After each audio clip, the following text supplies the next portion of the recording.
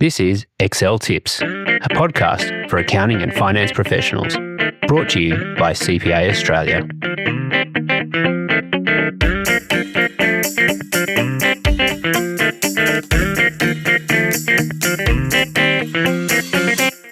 Welcome to the Excel Tips podcast. My name is Neale Blackwood, and in this episode, we're going to look at 3 new functions that have been added to Excel. These functions are based on what are called regular expressions, which is usually abbreviated to REGEX. So the idea behind regular expressions is that when you're working with messy data, which out in the real world you can often have some messy text, you need ways to identify patterns within the text. And so regex patterns allow you to identify types of text within text. Now, if you've got structured data, Excel has text before and text after and text split. So those 3 functions work really well with structured data.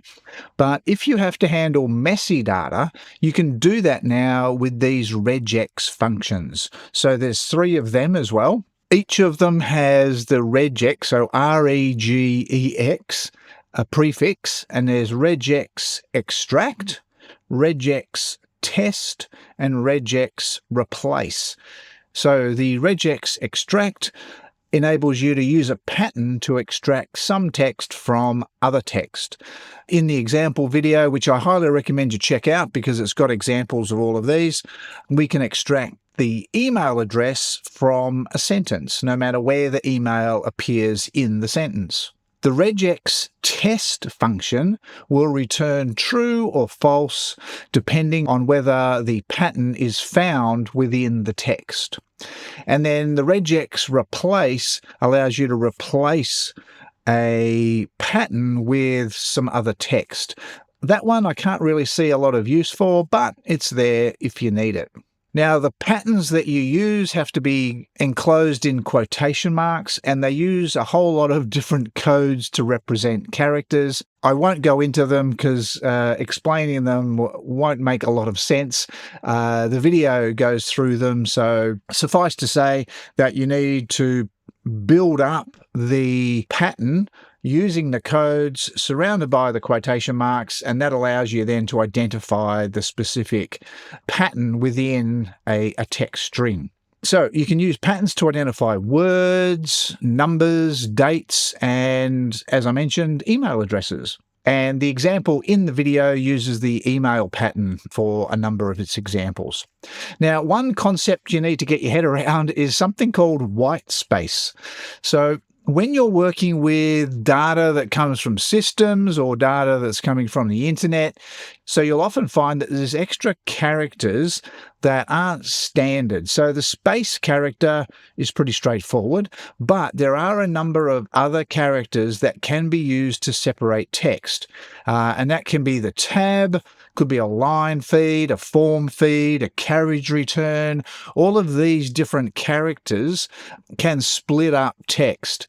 And white space is the terminology that they use to describe all of those characters. And you can identify the white space within the pattern. Once you start using these regex patterns, consider creating like a centralized table that you can capture the patterns. The patterns can get quite long, so it can be a good idea to capture those so you can reuse them. Just as a heads up, AI is really good at creating regex patterns. Regex patterns have been around for a long time, so programmers have been using them for decades, but they've only just come to Excel. So there's lots of internet resources to help you build regex patterns. So all 3 regex functions within Excel default to being case sensitive.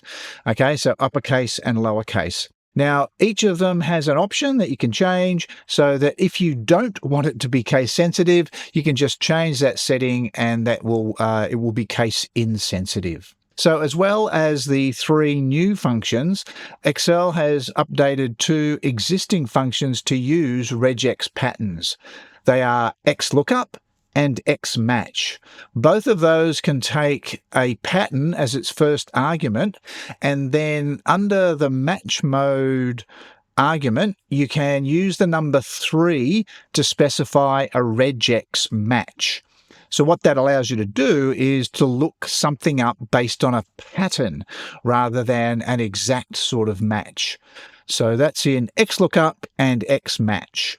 Now, as I mentioned, the REGEXTEST function returns true or false when a pattern is found, and that's really useful to use with the filter function. So in the companion video, I actually showed you how you can use the filter function to look through text strings and identify when a text string has an email address in that text string.